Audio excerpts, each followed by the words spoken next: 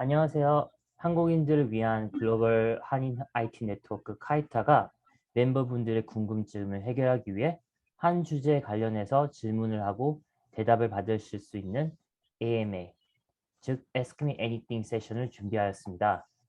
시작하기 앞서 이 세션은 녹음이 돼서 카이타 유튜브 채널에 올려질 거라는 것을 미리 말씀드립니다. 초상과 문제가 연려되시는 분들은 카메라를 꺼주시기 바랍니다. 질문은 자유롭게 목소리로 물어보시는 걸 권장드립니다. 하지만 채팅창으로 물어보는 것도 가능합니다. 여기 스케줄은 현재 이야기했던 주제 그리고 앞으로 계획하고 있는 주제입니다.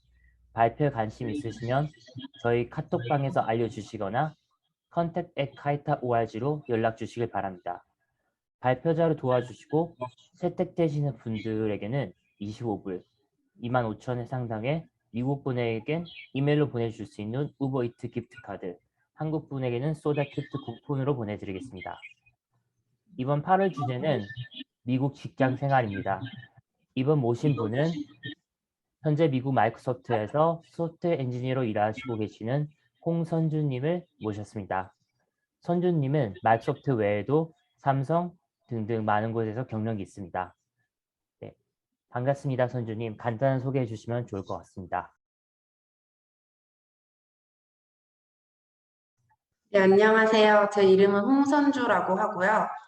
앞서 설명해 주셨듯이 지금 현재 마이크로소프트에서 소프트웨어 엔지니어 하고 있고, 미국에 온 지는 7년 정도 되었고, 한국에서 계속 대학 생활도 다 마치고 졸업한 다음에 J1이라는 인턴십 프로그램으로 미국에 와서 인턴을 하다가 이제 정착하게 된 케이스예요. 다른 작은 회사들 다니다가 4년 전쯤에 삼성으로 이직했고, 그리고 한 3개월 전쯤에 마이크로소프트로 이직했습니다. 반갑습니다. 네, 반갑습니다. 이제 질문하시면 됩니다. 네, 궁금한 질문 있으면 물어보시면 되겠습니다.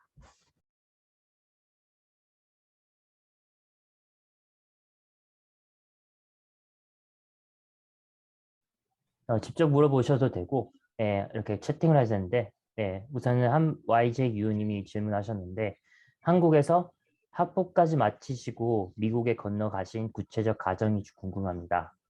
네, 제가 조금 어떻게 보면 미국에 정착한 특이 케이스이기는 한데, 한국에서 학부 마칠 때까지 미국이랑 전혀 상관없는 삶을 살다가 우연히 J1이라는 인턴십 프로그램이 있다는 걸 알게 됐어요. 그게 J1이 비자 종류인데 이제 정식으로 인턴을 취업할 수 있는 뭐 그런 것까지는 아니고 약간 대학생들이나 갓 졸업한 사람들 대상으로 인턴도 해보고 문화체험도 해봐라 약간 이런 개념으로 1년에서 1년 6개월 정도 비자를 발급해 주는데 한국에 또 업체들이 여러 개 있어가지고 뭐 J1 비자 이제 사람들 뽑는다 이런 컨택을 해주는 업체들이 있어서 거기서 이제 있는 업체들의 면접을 인터뷰를 보고 이제 잘 되면은 J1 비자 발급받아가지고 1년이나 1년 6개월 정도 와서 인턴 생활을 할 수가 있어요.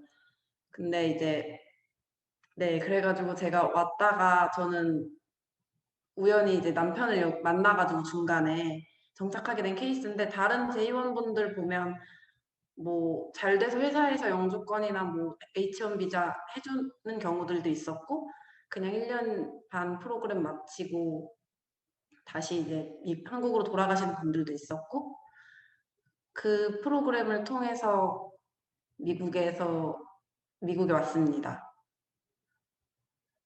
어떻게 답변이 되셨나요?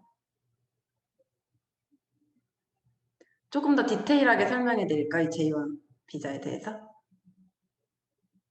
네, 그러셔서 좋을 것 같아요. 아직 그 질문을 물어보시는 분들이 없는 것 같아서. 네, 보통 이제 저도 우연히 알게 돼서 보통 다 J1 비자는 업체를 다 끼고 하는 것 같아요.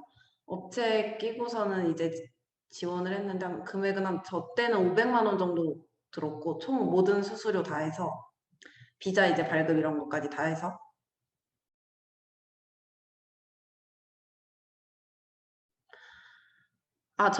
저는 졸업한 다음 바로 J1으로 온 거예요.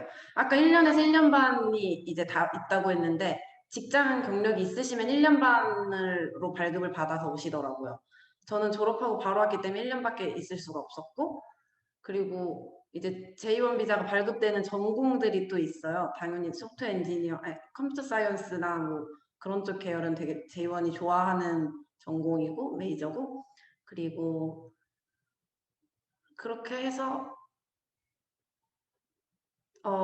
뱅크카드 서비스라는 작은 한인 회사에 보통 보통 한인 회사들에서 이제 소프트웨어 엔지니어 구하기가 어렵고 그런 분들이 J1 많이 해주시는 것 같아요. 그래서 그 회사에 가서 인턴이었지만 사실상 거의 정직원처럼 소프트웨어 엔지니어 일을 했었고 저는 되게 좋았던 경험이었어요.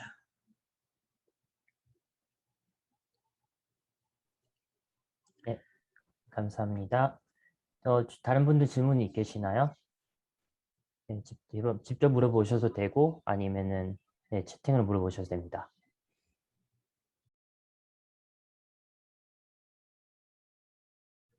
네, J1 비자에서 YJ 우유님이 물어보셨는데요. J1 비자에서 혹시 연주권이나 H1B로 넘어가는 경우가 흔한가요? 네, 이게 진짜 케이스 바이 케이스인데 회사가 마음만 먹으면은 가능은 해요. 그래서 제가 이제 두 번째 있었던 회사가 미주중앙일보라고 중앙일보인데 저 위에 같은 팀원에 계셨던 분은 아예 경력 있으신 분이 미국에 이민하고 오고 싶은데 H1 비자나 이런 것들은 좀 이제 뭐 비자 프로세스가 까다로우니까 J1 비자로 오셔서 영주권 진행을 하시는 분이 있었어요. 근데 저는 J1 비자가 앞서서 말씀드렸듯이 약간 인턴 플러스 문화체험 이런 명목이기 때문에 법으로 지켜지지 않는 부분들이 조금 많아서 예를 들면은 저는 최저시급을 받고 일했었어요. J1 비자로 왔을 때. 그때는 대학교 졸업하고 미국 문화를 아예 몰라가지고 가능했던 건데 최저시급이 맥도날드 알바 하시는 분들이 받은 거랑 똑같았어요. 근데 이제 일은 소프트웨어 엔지니어처럼 하는 거죠. 그래도 만약에 미국에 이제 관심이 있으시면 그것도 감수하고 오시는 분들도 있는 것 같아요. 저는 갓 졸업했기 때문에 최저시급인데 경력 있으신 분들은 그것보단 더 많이 받아도 한국에서보다 월급 좀 깎아서 오셨다고 하시는 분들도 많이 뵙고 그래도 여기 그렇게 하면서까지 영주권 같은 거 해주니까 어떻게 보면은 조금 이제 악의적인 이용이라고 볼 수도 있는데 회사들이 악의적으로 이용을 하는 거라고도 볼 수 있는데 그렇게 그런 방법도 있기는 해요. 네, 대답 감사합니다. 예, 대답되셨는지. 네, 다른 분들도 질문하셔도 됩니다. 이렇게 채팅에 물어보셔도 되고. 예, 네, 좋은 시간 마련해 주셔서 감사합니다고. 감사합니다. 네, 다른 분들 질문 계시나요? 직접 물어보셔도 돼요.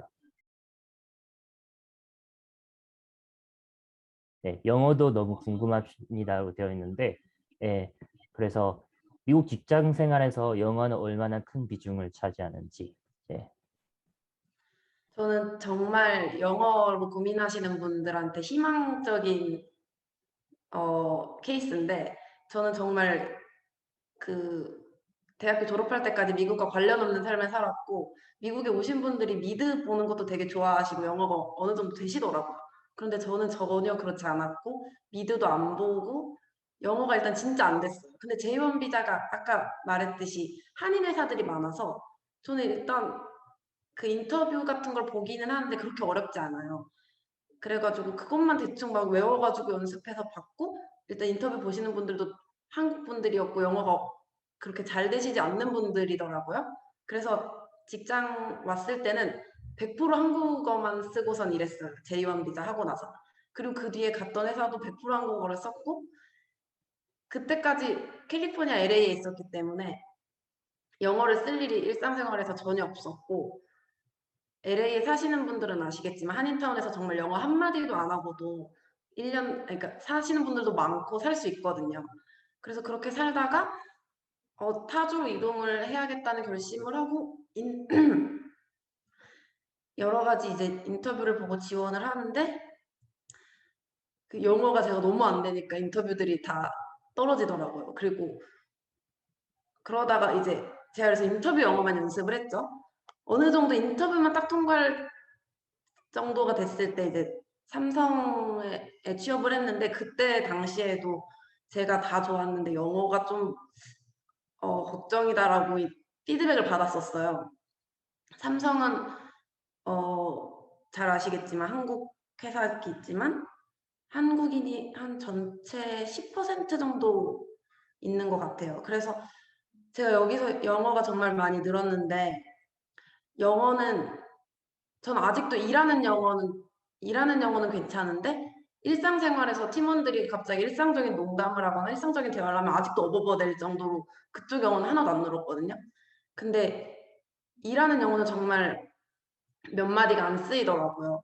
그냥 뭐 미팅할 때 쓰는 일반적인 언어나 메일 보내는 언어나 내가 한 일 설명하는 거나 뭐 설명받을 때 이런 거는 이제 저희는 뭐 엔지니어니까 시스템이나 데이터 플로우 뭐 이런 것들은 유즈 케이스가 명확하고 영어 자체는 그렇게 어렵지가 않은 것 같아요. 제 생각에는. 그래서 영어 단어들은 단순한 것만 쓰이고 뭐 데이터를 뭐 인풋하면 뭐 이런 게 리절트가 나온다 뭐 이런 단순한 것만 쓰이고 하니까 지금도 일할 때는 뭐 당연히 못 알아듣는 것들도 많이 있지만 그 정도로 어렵진 않고 일하는 영어는 조금만 일하시면 직장을 다니시게 되면은 금방 느실 거예요. 저는 그 부분은 걱정 안 하셔도 될 것 같아요.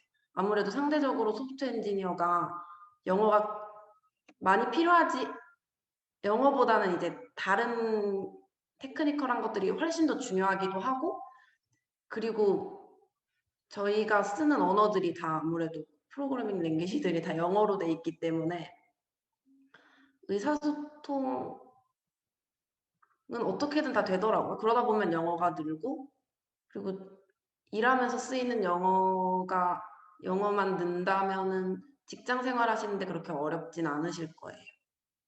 전 따로 영어 공부는 하지는 않았는데 인터뷰할 때 영어를 이제 일단 통과를 해야 되니까 그 유튜브에 그냥 인터뷰 소프트웨어 엔지니어 인터뷰 치면은 엄청 많이 동영상들이 나와요. 그거를 맨날 운전하면서 듣고 맨날 들었어요. 그것만 들었어요. 그래서 인터뷰 영어만 내가 익숙해지자 그게 목표였어요. 그 당시에는.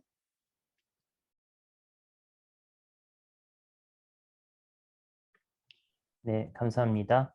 네, 서현님이 물어보셨는데 혹시 석사도 계획 중이신가요? 업무를 진행하실 때 엔지니어 분 중에서도 석사 학위를 가진 동료분들이 많나요? 네.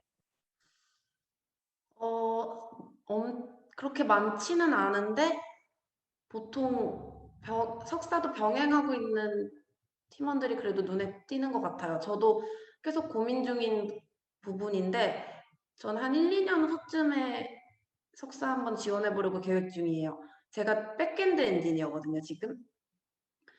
그래서 지금 하는 일은 아웃룩 그 엔터프라이즈 계정 말고 일반 컨서머 계정에 스팸 막는 일을 하고 있는데 이전까지는 학사 지식 플러스 경험으로 다 됐었는데 지금도 물론 되기는 해요. 그런데 팀원들 중에 머신러닝으로 이제 스팸을 막는 개발하시는 분들이 있더라고요. 그런데 이제 저도 아무래도 머신러닝 같은 거는 학사에서는 배운 적이 없으니까 조금 이제 석사를 따야 하나 필요성은 느끼고는 있어요. 근데 이제 네 굳이 필수는 아닌 거는 같은데 제 에어리아에서는 백엔드 엔지니어링에서는 아무래도 요즘에 이제 새로운 기술들이 계속 나오고 있고 석사에서 배울 수 있는 것들이 많이 있으니까 할 수 있다면 하는 것도 좋은 것 같아요, 저는. 네, 대답되셨으면 좋겠습니다. 감사합니다. 다른 분들도 질문하시면 좋을 것 같습니다. 직접 물어보셔도 됩니다.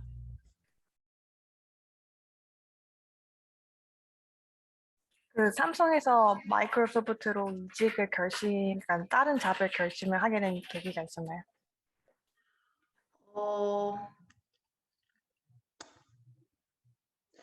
일단 좀 계기는 저도 사소했는데 회사에 대한 불만이 조금씩 생기기도 하고 좀 권태도 왔었고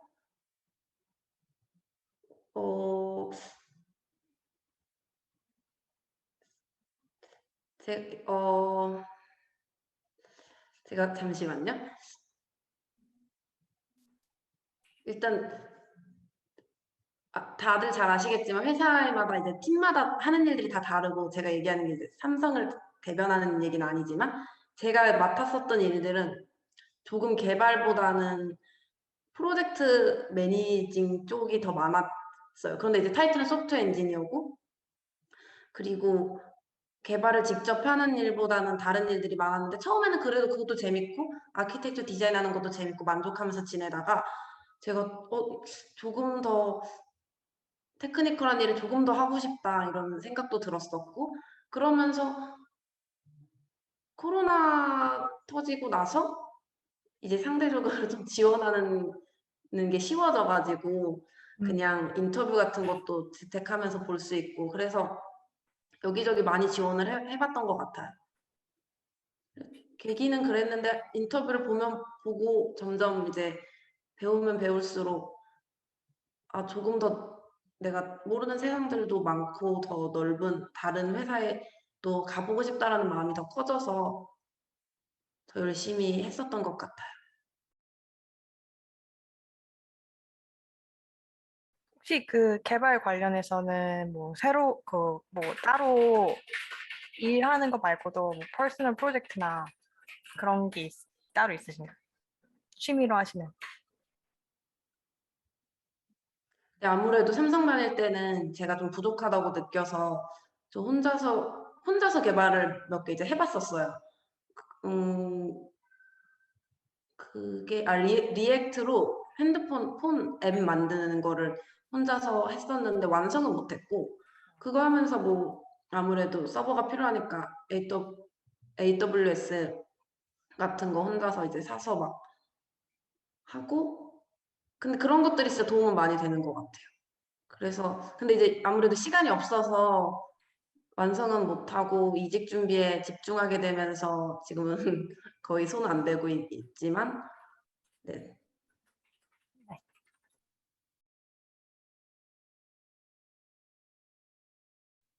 대답되셨으면 좋겠습니다. YGU님이 물어보셨는데요. 삼성은 제조업 회사인데 내부에서 직군이 그때도 백엔드셨나요? 마이크로소프트 이직하셨을 때 같은 직군으로 가신 것인가요? 네, 라고 물어보셨습니다. 네, 삼성이 제조업회사 오스틴에 반도체 큰 공장이 있는데 거기에 이제 반도체가 돌아가려면은 다 자동으로 돌아가고 있잖아요, 요즘은. 그 시스템들이 엄청 많아요. 시스템들의 백엔드를 이제 개발을 하는 거였는데 아무래도 저도 아까 이직하려고 큰 마음을 먹게 된 계기 중에 하나이기도 한데 제조업 회사니까 엄청 좀 보수적이에요. 그래서 소프트웨어 엔지니어로서는 좀 약간 좀 더 트렌디한 테크니컬을 쓰고도 싶고 알고리즘 이런 것도 좀 더 어떻게 하면 좀 더 효율적으로 개발할 수 있나 이런 것들도 욕심이 있는데 그런 것보다 무조건 생산에 임팩트가 없고 더 안전하고 그리고 기존에 있는 기술을 최대한 안 바꾸고 최대한 조금만 왜냐하면 조금이라도 생산에 임팩트가 있으면은 이게 너무 손실이 크니까 좀 더 트렌디한 것에 대한 것이 좀 보수적이었던 것 같아요. 그래서 제가 이직하게 된 계기도 있고 직구는 똑같지만 아무래도 업무 자체는 좀 다르기는 해요. 삼성에서도 백엔드 엔지니어고 제가 생각했을 때는 이제 소프트웨어 엔지니어나 백엔드 엔지니어는 정말 모든 회사에 다 있잖아요. 소프트웨어 엔지니어 회사가 아니더라도. 그래가지고 이제 그런 종류라고 생각하시면 될 것 같고, MS 이직하면서도 가장 기대했던 부분이 소프트웨어 회사, IT 회사에서 소프트웨어 엔지니어로 일해보고 싶었거든요. 네, 그렇습니다. 감사합니다. 질문 대답되셨으면 좋겠습니다. 네, 다른 분들도 질문하시면 됩니다.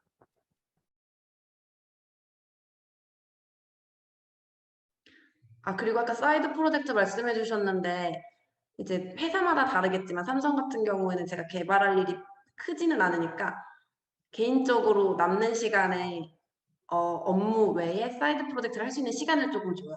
그래서 그거 이용하시는 분들도 되게 많았어요. 예를 들어서 내가 할 일은 이거 시스템을 이만큼 개발해 놓는 게 이만큼 뭐 구축하는 게 내 일인데, 내가 생각했을 때 이거를 뭐 KPI 같은 거를 보여주는 웹사이트를 개발해주면 유저한테 좋을 것 같다. 그럼 이거는 그냥 제가 마음대로 혼자서 개발을 할 수 있는 거죠. 그런 거 어, 퇴근하고 나서 제 시간에 이용하는 것보단 그런 거 이용하는 게 좀 더 똑똑한 방법 그렇죠, 같아요. 그렇죠. 저는 그렇게 하지는 못했어요. 근데 주변에 있는 사람들은 그렇게 많이 해서 자기가 평소에 쓸 수 없는 뭐 삼성에는 파이썬을 쓰는 게 거의 없는데 파이썬으로 개발하고 싶어서 따로 자기가 이제 프로젝트랑 조금 관련이 있지만 따로 시간 내서 만들어서 뭐 한다던가 그런 식으로 하는 사람들도 많이 본 것 같아요. 네.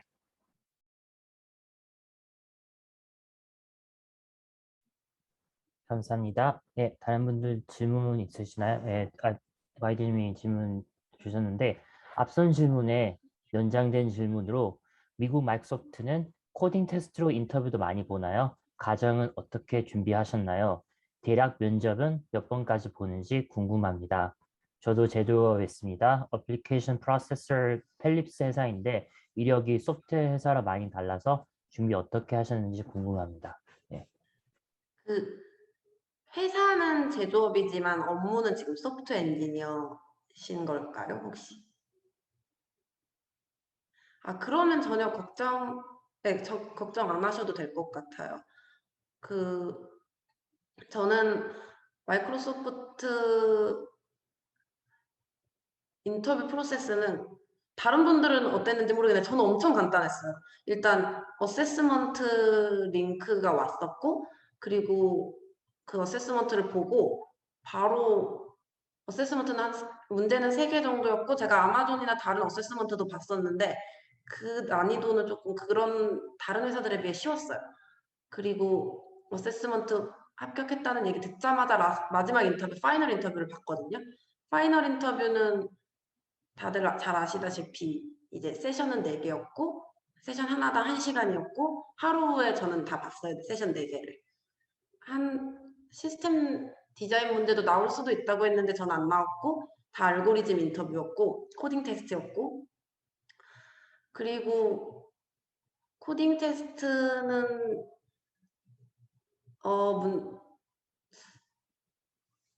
코딩 테스트 보기 전에 이제 비헤비얼 인터뷰도 보고 또 아까 뭐 질문을 한두 개 정도? 그 다음에 이제 알고리즘 문제 나오면은 그거 어떻게 풀지 서로 얘기 나누면서 풀고 딱 그 다른 사람들이 유튜브에 올려둔 코딩 테스트랑 진행은 똑같았고요. 제가 마이크로소프트만 그런 건지 모르겠는데 이제 세션 4개 중에 한 세션은 시간이 모자라기도 했고 문제를 코딩으로는 못 풀었어요. 그런데 그냥 제 말로 설명했거든요. 시간이 없어서. 그런데 합격했더라고요. 그래서 저는 떨어졌을 줄 알았는데 뭐 그러니까 꼭 문제 푸는 것보다는 커뮤니케이션을 좀 더 많이 봤던 것 같기도 하고 아무래도 그리고 뭐 꼭 코딩으로 완벽하게 나오지 않아도 말로 설명하는 걸로도 커버가 가능한 것 같아요. 그리고 회사가 아예 다르더라도 큰 회사일수록 더 제가 한 업무가 이제 크게 업무를 좀 큰 바탕을 내부적인 세부적인 건 좀 덜 보는 것 같아요. 제가 페이스북, 구글, 마이크로소프트 인터뷰만 봤는데 페이스북이랑 구글의 인터뷰만 봤는데 제가 OP 컨셉인 언어만 썼으면 상관없고 저는 자바를 썼었는데 마이크로소프트 같은 경우는 99% C샵을 쓴다고 하더라고요. 약간 뭐 비슷하기는 하지만 이제 그런 것들은 아예 별로 상관을 안 하더라고요. 그리고 제가 해본 뭐 프로젝트 같은 거는 관심이 있어도 업무적으로 얼마나 비슷한지 이런 거는 좀 덜 중요한 느낌이었어요. 그래서 많이 걱정하지 않으셔도 될 것 같아요. 감사합니다. 네, 대답되셨으면 바랍니다. 네, 질문 계속해서 해주시면 됩니다. 네.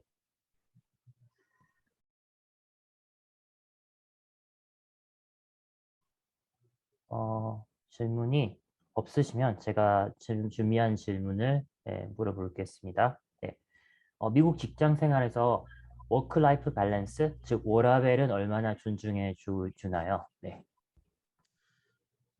저는 미국 회사에서 이제 사람들이 서로 소문으로 얘기하고 이럴 때 워라밸 안, 거기는 워라밸 안 좋다. 뭐 이런 회사들 들어봐도 그래도 제가 생각했을 때 평균은 한국이 많이 달라져가지고 지금 저도 어떤지 모르겠어요. 근데 이제 저도 한국에서 사회생활을 하나도 안 해봐서 정확하게 말씀드릴 수는 없지만 한국에서 이제 들어왔던 것들에 비교했을 때 평균은 다 되는 느낌?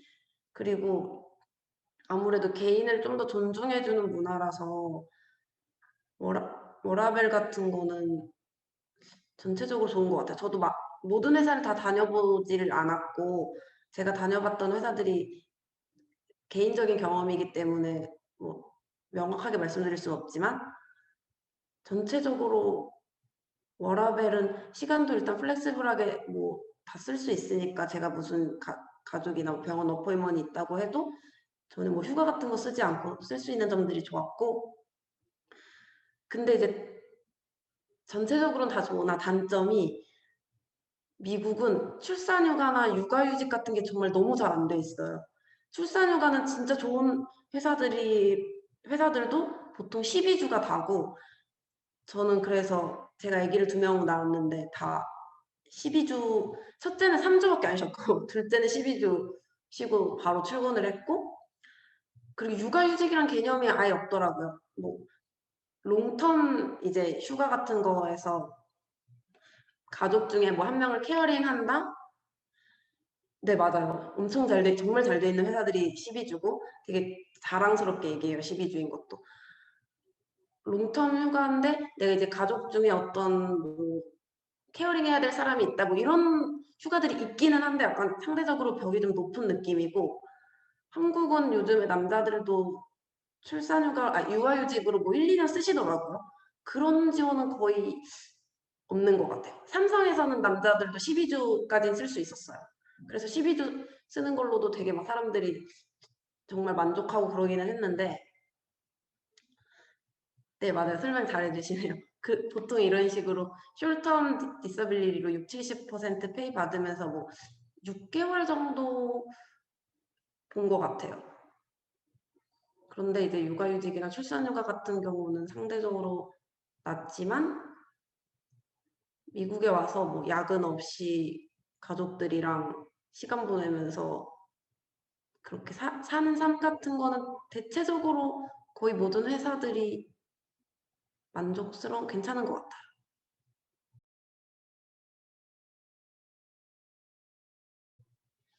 네. 그리고 위에 아까 질문해 주신 거 어떻게 준비하셨는지에 대해서 제가 답변을 안 드린 것 같은데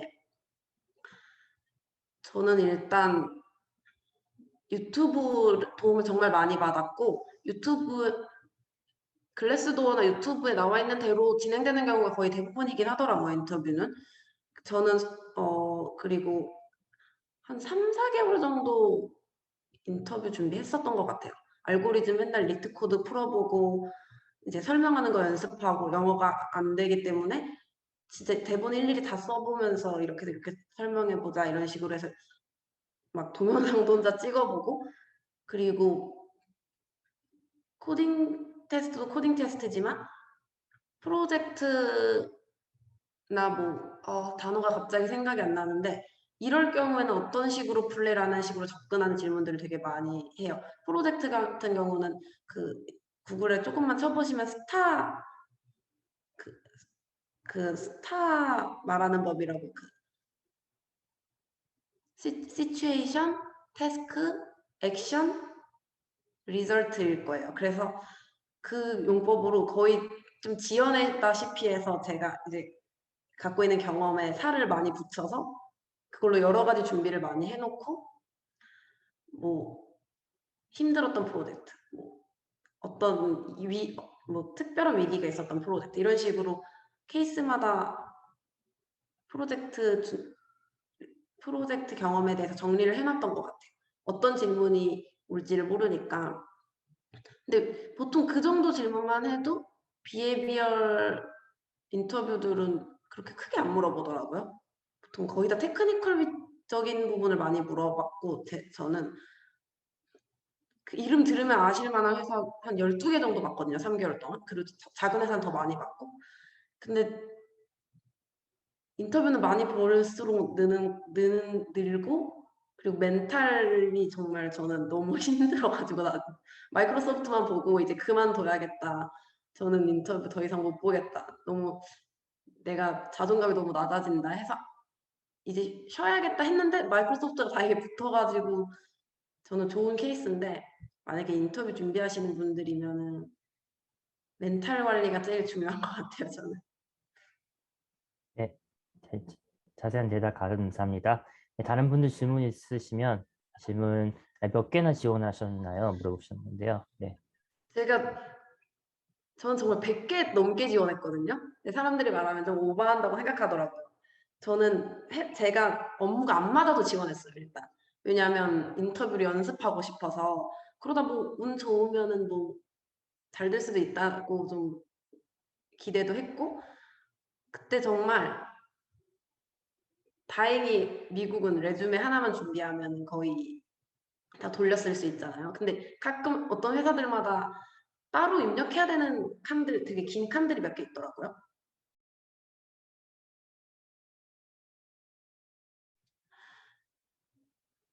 네, 그런가요? 제가 이제 회사 삼성에서 제가 이직 준비할 때 그때 삼성이 조금 코로나 대처를 잘 못해서 저희 그 부서에 200명 정도 있는데 1년 동안 40명이 나갔어요.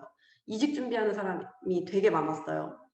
그때 이직 준비 했었던 사람들이 저한테 팁을 되게 많이 물어봤는데 보통 다 막 외국 분들이라서 그런지 모르겠어요. 외국인들이라 그런지 모르겠는데 하루에 5개도 지원 안 하더라고요. 그러니까 총 뭐 10개 뭐 저는 그래서 안 된다 너 나는 정말 하루에 뭐 몇십 개를 지원했다.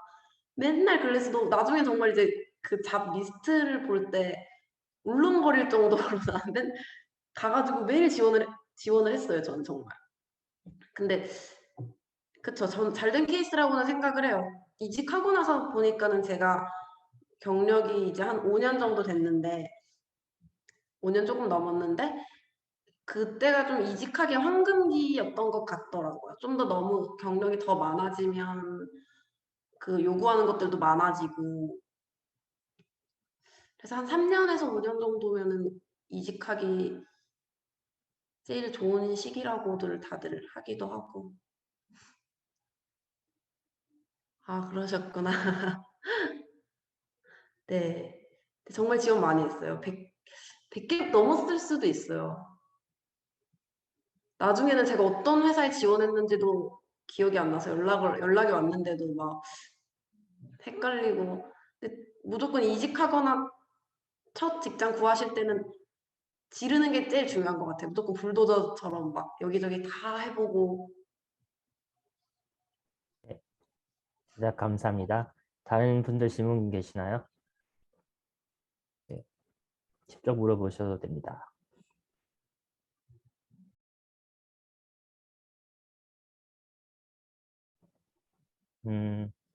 없으시면 제가 다시 추가로 준비한 질문을 물어볼게요.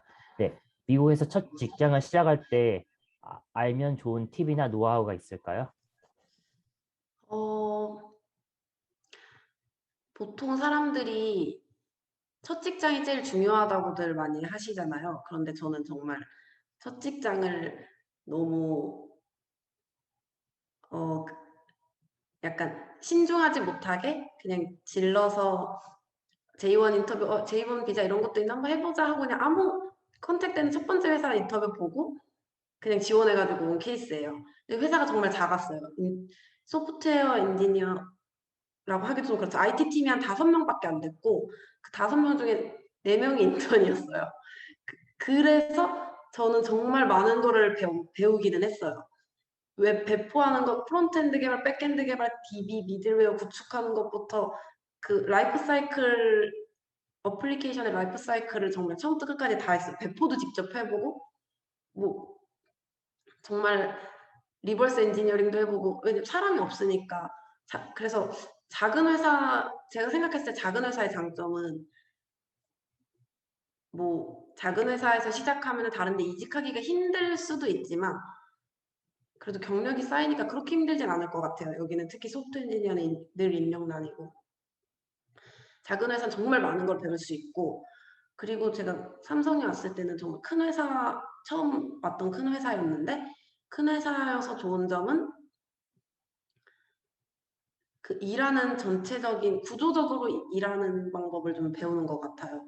제가 개발을 하고, 전 회사에서는 개발을 하고, 저희들끼리 그냥 테스트해서 괜찮다 하면 올렸었다면, 어떤 이제 테스트해준 팀이 따로 있고 리뷰해주는 팀이 따로 있고 QA 팀이 따로 있고 변경 체인지 포인트 관리하는 팀이 또 따로 있고 이제 어떤 프로세스로 내가 소스를 체크인을 해서 리뷰를 받고 다시 이제 어떤 식으로 진행이 돼서 결국에는 배포까지 하고 모니터링은 어떤 식으로 되고 뭐 이런 전체적인 시나리오 많은 팀들과 어떻게 일하는지 그리고 구조적인 거를 배우기에는 큰 회사가 좋은 것 같아요. 그런데 삼성에서 만났었던 삼성이 첫 직장이었던 사람들은 그 제가 아는 그런 지식들이 다 넓지는 않더라고요.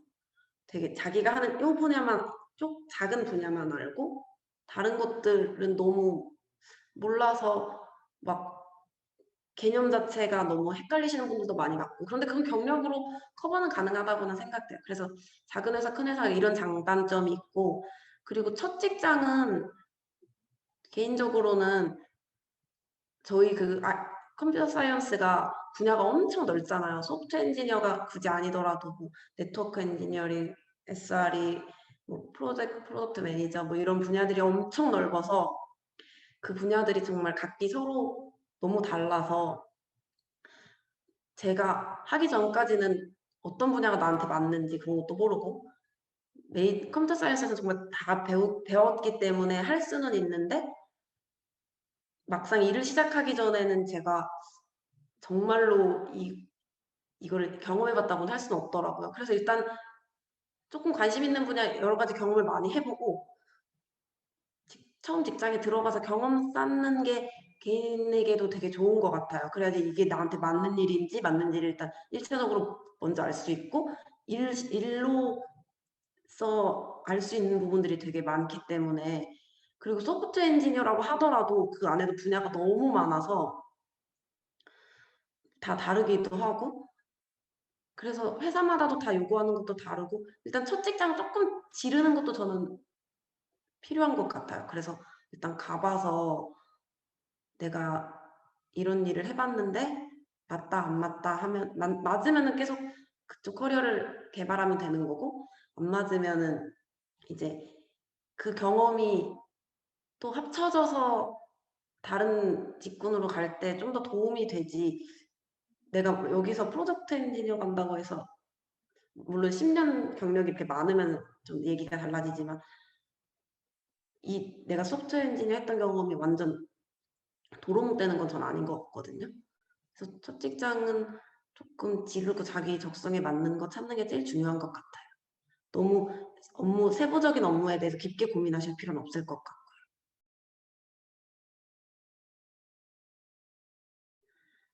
네. 마소, 마소 제가 말고 사실 네. 네. 지금 마소만의 장점이 무엇이냐고 질문해 주셨는데 제가 방장님한테 이 아마 제안을 받았을 때 제가 마소를 지원하고 다니기 시작한 지 3개월밖에 안 됐는데 마소에 대해서 얘기할 수 있는 게 너무 없지 않을까 걱정해서 조금 걱정이라고 말씀을 드렸었어요. 3개월이기 때문에 아직 그 감안해 주시고 들어주신다면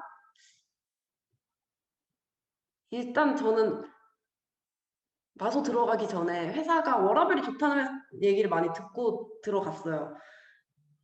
들어왔는데 지금까지는 되게 만족스러워요. 워라밸도 좋고, 그리고 아무래도 소프트웨어 회사이기 때문에 소프트웨어 엔지니어한테 투자를 좀 많이 해주는 것 같아요. 이건 마소만의 장점은 아니지만 제가 제조업 회사에 있었을 때 느꼈었던 이제 불만이 너무 사람한테 투자를 안 한다는 느낌이 들었었거든요. 그런데 여기는 아무래도 사람이 곧 아웃풋을 내니까 사람한테 투자를 많이 해주는 게 좋았고, 일단 그리고 마소만의 장점이라고 하면 지금 현재 CEO 사티아가 그래도 되게 잘하고 있다는 게 저는 장점이라고 생각되고, 그 미래지향적이게 잘 회사의 디렉션을 잘 잡은 것 같아요. 제 개인적으로는. 그래서 처음에는 이제 마소 안에서도 부서가 엄청 많은데 저 그 마소 지원할 때 보면 어느 팀으로 큰 회사들은 어느 팀으로 가는지가 잘 안 나와 있어요. 그래서 마소 지원했을 때도 저는 제가 어느 팀으로 가는지 파이널 인터뷰 볼 때 알았는데 그때 안티 스팸 팀이라고 스팸 막는 팀이라는 거예요. 그래서 저는 좀 더 멋있는 팀들도 많고 뭐 애저나 뭐 그런 부서로 가고 싶은데 다 이메일은 좀 상대적으로 뒤처지는 분야가 아닌가 좀 그랬었는데 막상 들어와 보니까 트렌디한 기술 쓰려고 되게 많이 노력하고 배우려고도 서로 이것저것 배우는 세션들도 되게 잘 돼 있고 마소만의 장점이 있어요. 일단 저는 맥을 안 쓰고 계속 윈도우를 썼었는데 윈도우로 로그인 하면은 모든 작업 툴이 다 자동으로 로그인 되는 게 너무 편해요. 이제 아무래도 회사면 엔터프라이즈로 한 번 더 로그인을 하고 다른 걸 쓰려면 또 로그인을 하고 이래야 되잖아요. 근데 이제 뭐 비주얼 스튜디오나 뭐 많은 툴들, 애저나 뭐 깃허브도 이제 같이 다 그 뭐 아웃룩이면 아웃룩 모든 그런 팀즈 이런 것들이 그냥 다 연동이 돼 있어서 윈도우에서도 캘린더에 미팅 나와 있고 이런 것들이 물론 요즘 잘 돼 있어 가지고 다른 것들도 연동이 잘 돼 있는지 모르겠지만 훨씬 뭔가 잘 돼 있는 느낌이 들어서 네, 장점인 것 같아요.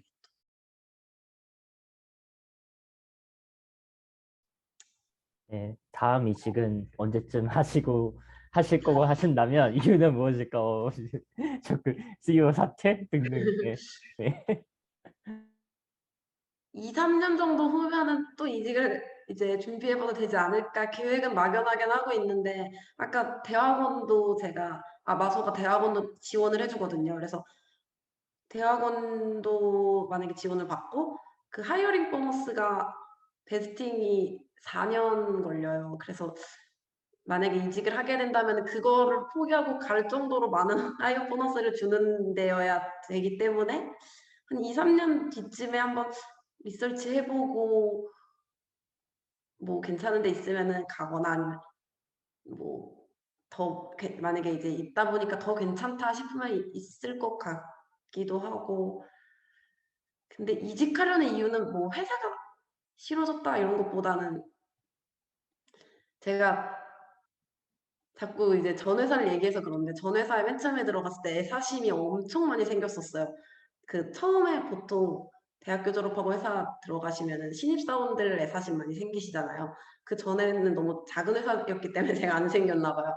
전 회사에서 애사심이 너무 생겼다가 한 번 데이고 나서 그냥 회사는 회사일 뿐이구나라는 생각이 되게 강해져서 지금도 마소가 정말 좋더라도 이곳은 회사이다. 나랑은 그렇게 긴 유대감이 많이 안 생기더라고요. 일하는 환경도 좋고 만족스러워도 그냥 딱 거기까지고 그래서 회사가 뭐 이상해져서 보다는 그냥 제가 좀 새로운 곳에 또 가보고 싶어서가 아닐까. 이 다음 이직 이유가 만약에 있다면 그렇게 생각합니다. 감사합니다. 네, 질문 있으시면 계속 해주시기 바랍니다. 네,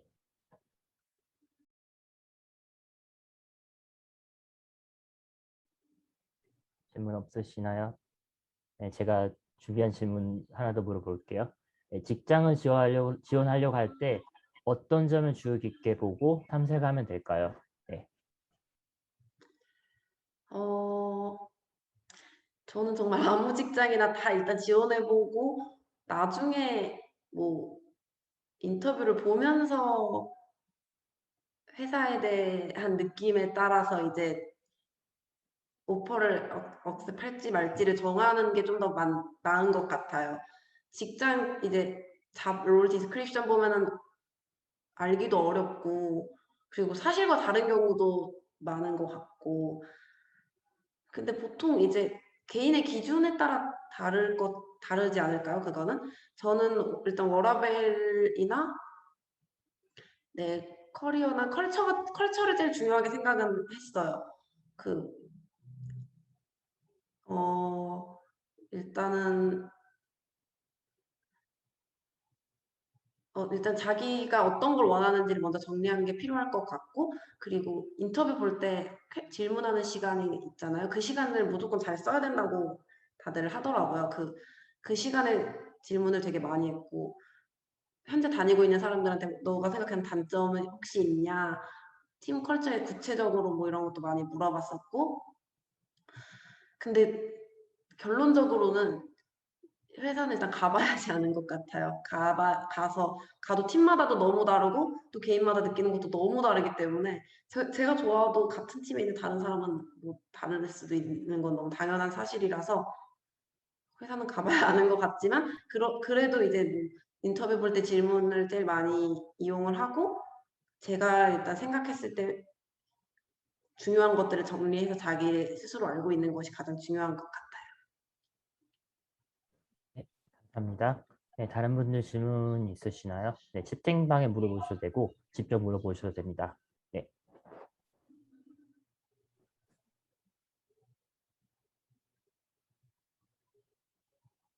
네, 많은 분들 계신데 질문 있으실 거라고 믿습니다. 네.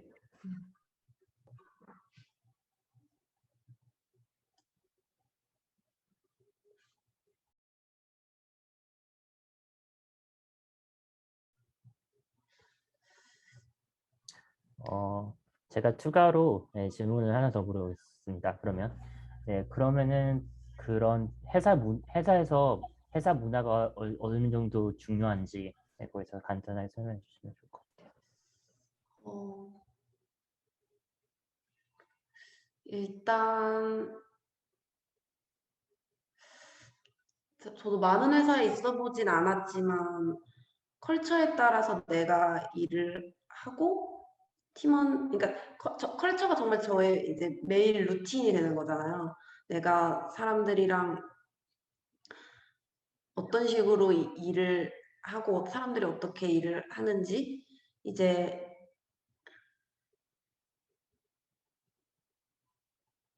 저분은 모르겠어요. 외국분인 것 같아요. 네. 네. 그래서 팀 컬처 뭐 예를 들면은 마소 같은 경우는 제가 이제 코딩을 하면은 그거를 이제 체크인을 하면 멀지하기 전에 정말 다 라인별로 리뷰해 주시고 댓글을 다시더라고요. 전 솔직히 조금 놀랐어요. 왜냐면 그 전 회사에서는 테스트 리절트만 보지 그 코드는 사실 좀 서로서로 안 봤거든요. 보더라 이슈가 있지 않는 이상 테스트를 물론 공유는 했었는데 약간 좀 껄끄럽잖아요. 사실 제가 개인적으로는 좀 필요하지만 조금 껄끄럽다고 약간 좀 약간 이렇게 모두 다 오픈하는 느낌이어서 좀 그랬는데 정말 한 줄 한 줄 다 리뷰를 해주시더라고요. 이게 처음에는 놀랐는데 나중에 정말 이거 너무 도움 많이 되겠다 싶기는 했어요. 뭐 하다못해 정말 그 클래스 이름까지도 이거는 조금 이름이 헷갈릴 것 같아 이렇게까지 코멘트를 달아주시더라고요. 그래서 이런 점들은 좋은 것 같아요 저는. 근데 만약에 이제 이런 게 너무 부담이고 막 스트레스 받으시는 분들도 있을 수 있잖아요. 그런 것들도 이제 뭐 한 부분이라고 할 수 있고 뭐 전 회사 같은 경우는 이제 팀 커뮤니케이션 하는 일이 좀 더 많았던 것 같은데 뭐 본사나 유저나 근데 여기는 그래도 개발하고 뭐 이건 약간 컬처보다 데일리 잡 얘기인데 뭐 그런 일들이 많은 것들도 좀 중요할 것 같고 뭐 데일리 잡 물어보는 것도 하나의 키겠네요. 그러면. 그래서 물어볼 때 이런 것도 물어봤어요. 너네가 일하는 걸 100%라고 했을 때 코딩하는 거는 몇 퍼센트 정도 되냐 이런 것도 많이 물어봤었고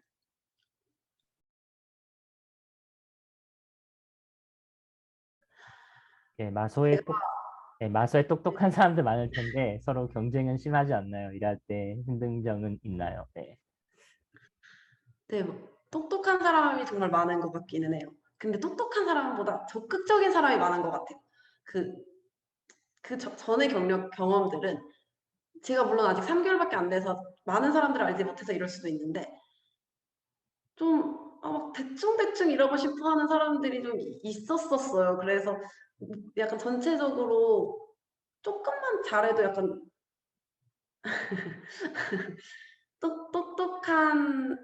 똑똑한다기보다는 조금만 책임감 있게 일 마무리를 잘해도 돋보이고 말을 조금만 잘해도 좀 돋보이고 이런 게 있다면은 지금 회사는 말을 너무 잘하고 사람들이 다 어필을 되게 잘하더라고요. 그리고 되게 적극적이에요. 만약에 뭔가 이제 얘기가 나오면은 질문하는 것도 뭐 그냥 겉핥기식이 아니라 정말 내가 이거를 정말 궁금해하고 있고 내가 이 내부까지 고민해봤어 하는 질문들 같은 것도 되게 잘 많이 해주시고 그래서 조금 부담스럽기는 해요. 이게 경쟁이라고 하면 어떻게 보면 경쟁인데 눈에 보이는 경쟁은 아니지만 다들 그렇게 자기 어필을 한다는 것 자체가 어떻게 보면 이제 팀 안에서도 제 일 되게 잘하는구나 이런 이미지가 되면서 이렇게 나중에 결론적으로 좋은 결과가 나올 수도 있는 거잖아요. 근데 제가 약간 그런 부분이 부족하거든요. 제가 생각했을 때 한국 분들이 많이 그런 부분이 부족하실 것 같아요. 저는 아무래도 약간 겸손이 미덕이라고 배워서 어필하기가 너무 민망한 거예요, 저는. 그래서 어필을 전 아직도 잘 못하는데 좀 적극적이고 어필 잘하는 사람이 확실히 많은 것 같아요. 똑똑한 사람처럼 보이는 거겠죠. 그래서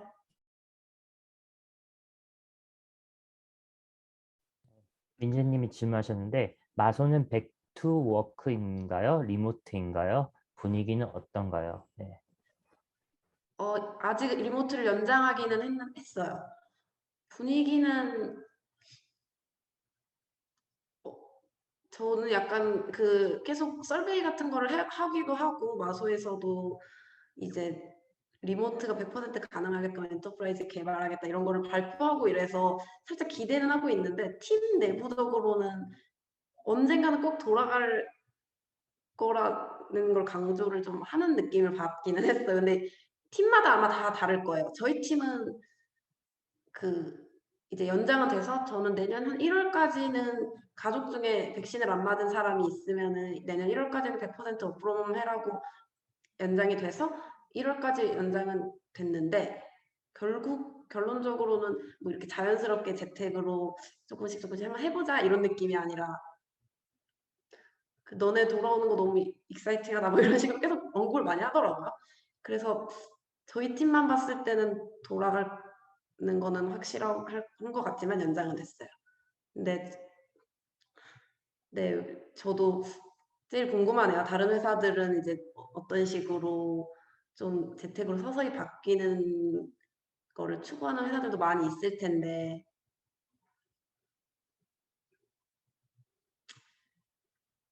네, 대답 감사합니다. 네, 다른 분들 질문 계시나요?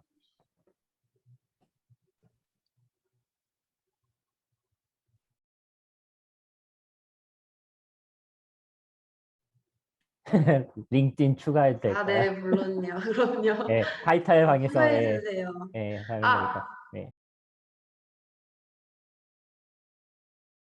그리고 제가 자기소개할 때 이거 꼭 말하고 싶었는데 제가 중앙일보라는 회사를 다닐 때 카이타를 알게 됐고 카이타에서 알게 된 인연에게 리퍼를 받아서 삼성으로 이직을 했어요. 그래서 저는 카이타가 너무 되게 저한테는 좀 뜻깊은 곳이고 제가 출산한 지 얼마 안 돼서 육아 때문에 너무 정신이 없어서 잠깐 팀 챗에 나와 있긴 했었지만 카이타에서 정말 도움 많이 받았고 그때 제가 첫 번째로 이직했어요. 그 카이타 생기고 나서 삼성 오스틴 세미컨덕터에 있었어요.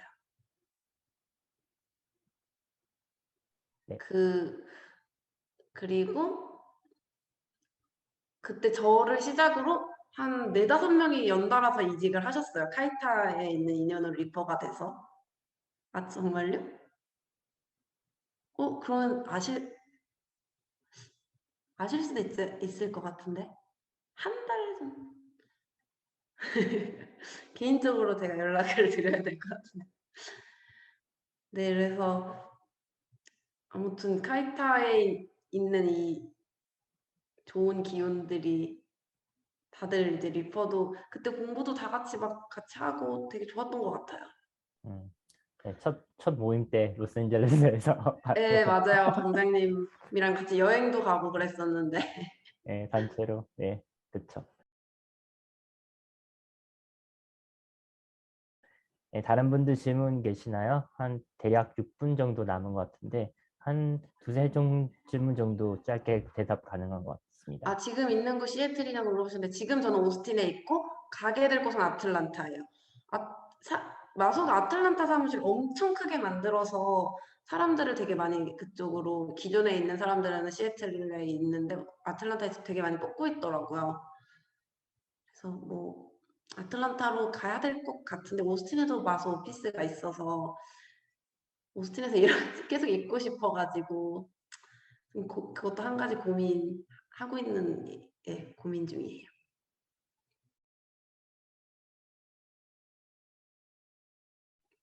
네, 다른 분, 네, 한국에서 다이렉트로 지원하려면 재원 말고 혹시 다른 방법도 있을까요? 네, 그리고 종민님이 축하드립니다라고. 네,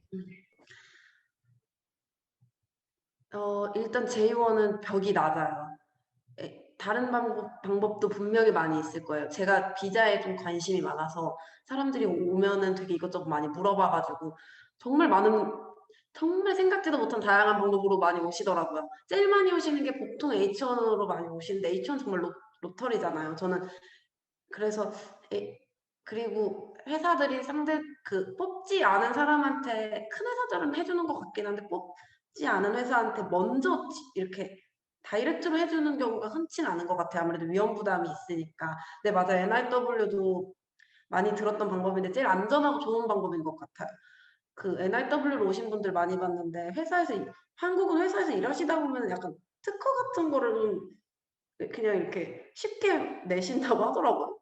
그런 거 있으시면 NIW 하시기 좋으시고 그리고 그냥 어느 직군의 상위에 포함되면 NIW가 되는데 한국에서 소프트웨어 엔지니어로 일하시는 분들이라면 대부분 자세하게는 저도 모르는데 약간 NIW라는 방법도 안전했던 것 같고 J1은 제가 좀 나이가 젊으시면은 한번 해보실 좋을 수도 있을 것 같아요.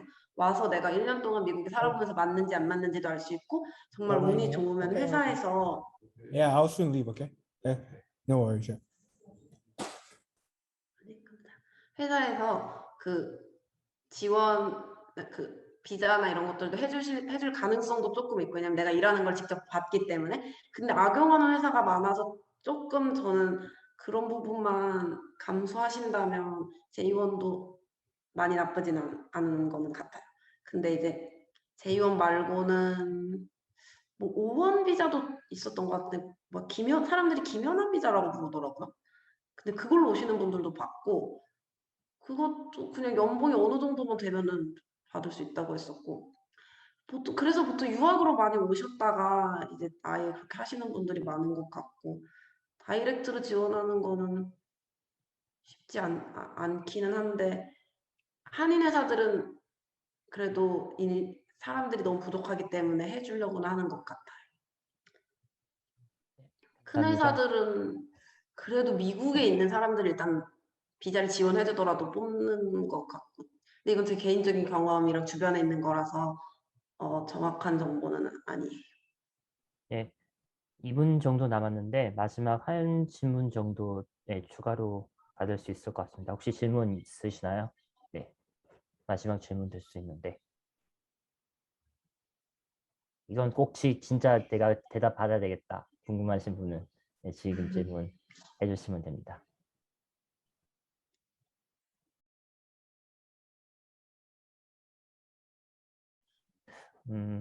없으시면 만약에 혹시 이렇게 카이타 여러분들에게 좀 해주고 싶은 말씀이 있다. 그런 거 혹시 마무리식으로. 아, 뭐 네. 대단한 건 아니고 사실 제가 이 제안을 받았을 때 너무 안에 계신 분들이 대단하신 분들이 너무 많고 저는 경력도 상대적으로 작고 그래서 제가 과연 그분들을 앞에서 무슨 말을 할 수 있을까 좀 걱정이 됐는데 그래도 잘 들어주시고 질문도 많이 해주셔서 감사합니다. 그리고 제가 답변 드린 것들이 부족한 것들이 분명히 많이 있을 거예요. 제가 미국에 있던 기간도 7년밖에 안 되고 경력도 짧고 그리고 개인적으로인 경험을 바탕으로 질문 드리는 거기 때문에 너무 뭐 좀 아니다 싶은 답변을 했다고 하더라도 잘 이제 판단해 줘서 받아들이시고 오늘 저도 너무 즐거웠습니다. 오늘 다들 감사합니다.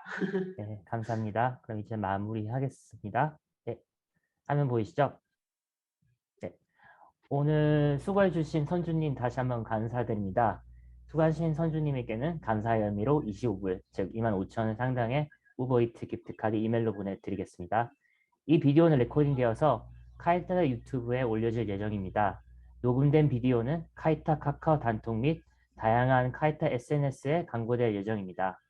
카이타에 참여하시길 원하시는 분들은 여기 다양한 SNS 채널 혹 contact@kaita.org를 이메일로 연락 주시길 바랍니다. 다시 한번 수고해주신 선주님께 감사드리고 참여해주신 모든 카이트 멤버분들에게 감사드립니다. 미팅은 여기서 마무리되었습니다. 감사합니다. 감사합니다.